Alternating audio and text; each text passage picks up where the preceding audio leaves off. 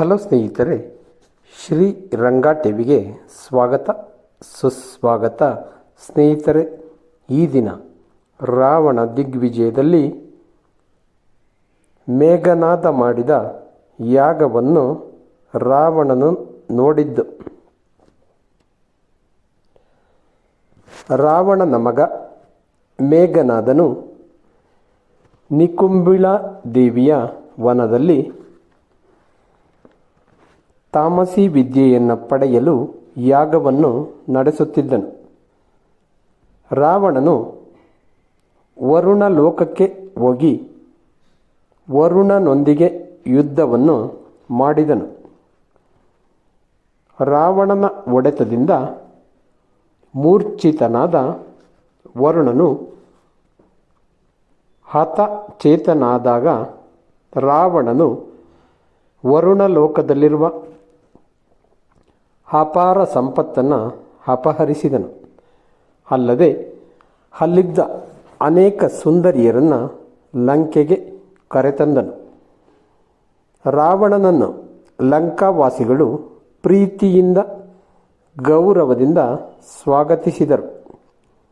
ಆರತಿ ಎತ್ತಿ ಸ್ವಾಗತಿಸಿದಾಗ ತನ್ನ ಮಗನು ಒಂದು ಯಾಗವನ್ನು ಮಾಡುತ್ತಿದ್ದ ಸಂಗತಿಯನ್ನು ತಿಳಿದು ಕೂಡಲೇ ಯಾಗಶಾಲೆಗೆ ಬಂದನು. 5,000 ಕಂಬಗಳಿಂದ ವಿಶಾಲವಾಗಿ ಕಟ್ಟಿದ ಸಭಾಂಗಣದಲ್ಲಿ ಸುಂದರವಾದ ದೀಪಸ್ತಂಭಗಳಿದ್ದವು. 10,000 ಜನರಿಗೆ ಸುಲಭವಾಗಿ ಕುಳಿತಿರಲು ಅನುಕೂಲತೆ ಇತ್ತು. 500 ರಾಕ್ಷಸ ಬ್ರಾಹ್ಮಣರು ಋತ್ವಿಜರಾಗಿದ್ದರು. ಮಧ್ಯದಲ್ಲಿ ಯಾಗವನ್ನು ನಡೆಸುವ ವ್ಯವಸ್ಥೆಯಿತ್ತು. ಸತತವಾಗಿ ಊಟೋಪಚಾರ ನಡೆದಿತ್ತು.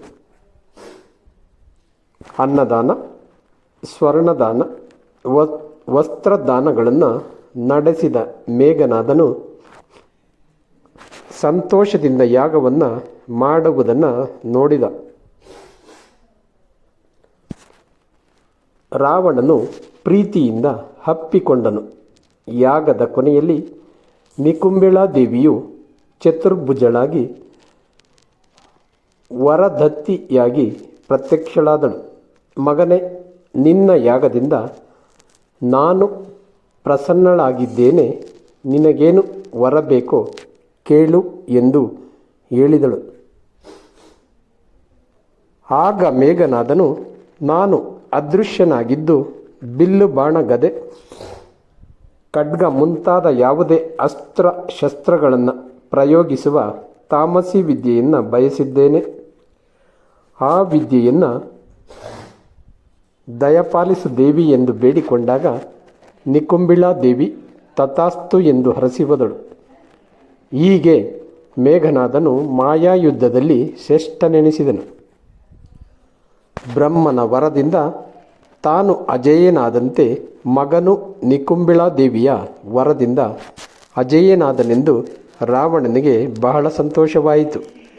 ಯುದ್ಧ ಮಾಡುವ ಆಸೆ ಸಹ ಹೆಚ್ಚಾಯಿತು. ಸ್ನೇಹಿತರೆ, ಧನ್ಯವಾದಗಳು.